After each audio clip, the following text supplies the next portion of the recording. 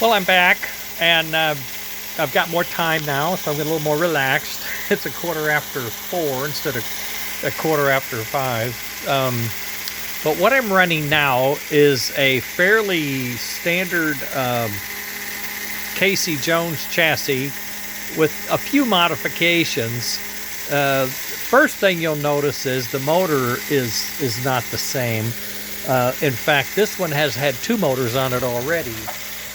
I can show you what the Casey Jones generally looks like.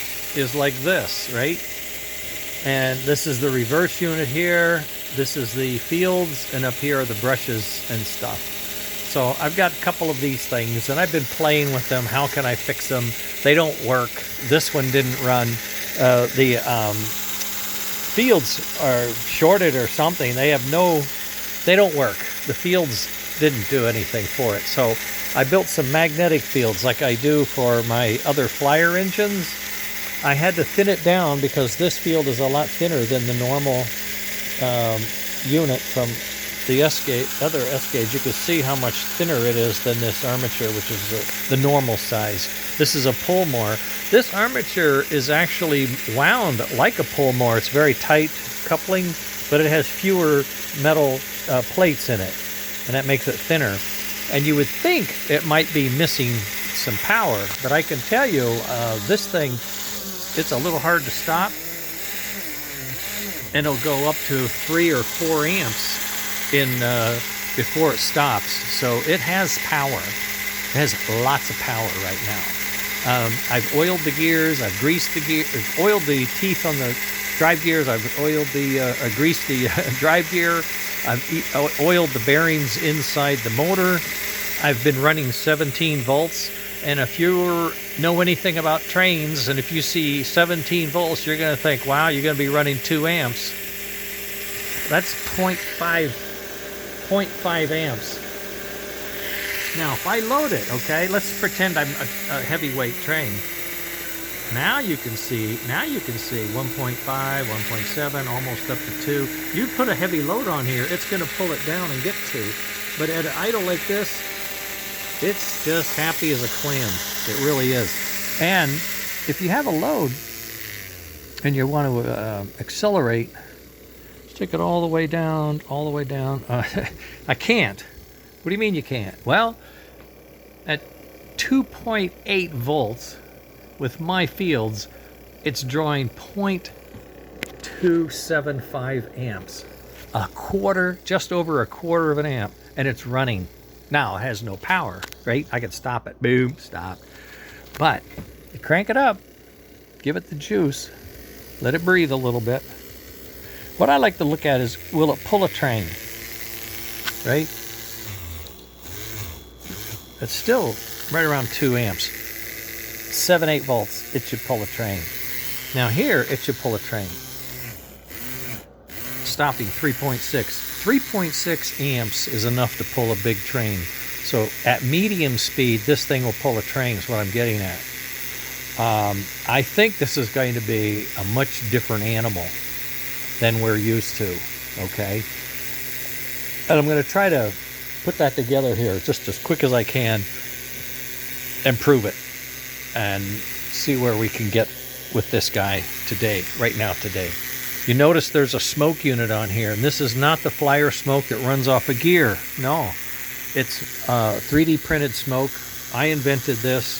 It runs off of a little fan motor, and that fan motor runs off a little switch, and the switch is fed a signal from one of the wheels, has a magnet on it, so it's going to get puff, puff, puff, puff, puff every rotation. And it will puff out of here, and that goes up the stack. So we're looking at DC fields, 3D fan-driven smoke with puff and chuff timing, and this is now a DC motor, so we can use my DC reverse unit. There's an old one up here. We have newer ones. I'm going to get one out in a second. I've got a couple of them laying around here. I'm going to throw a DC reverse on a tender and set it on that piece of track. And we're going to run this and try to do AC to DC to the motor and forward and reverse. Then I'm going to see if I have enough to couple this up and put it on the rails. I may or may not get to the smoke. I'd like to, but I may not be able to. But I'm going to show you that if this thing can pull any cars or not. And we have an hour and 10 minutes to do it before I get in hot water again. That was pretty awesome, wasn't it? Well, if you didn't see it, you didn't see it. That's all I got to say, because I cut it. I had one fellow wrote, Dennis, I don't think you want to do that. Okay, you're right. I feel bad now, so okay, I'll take it down. Anyway, I got in a little hot water for working too late. 10 after 6 on it, and I was supposed to come up at 6. Any case, we're fine. We love each other. It's terrific. She knows, I know, we're great. Just don't do it again. Okay. Now, I'm going to sit here at 5. You know what I like to do. I have a Corvette, right? So I rev it up.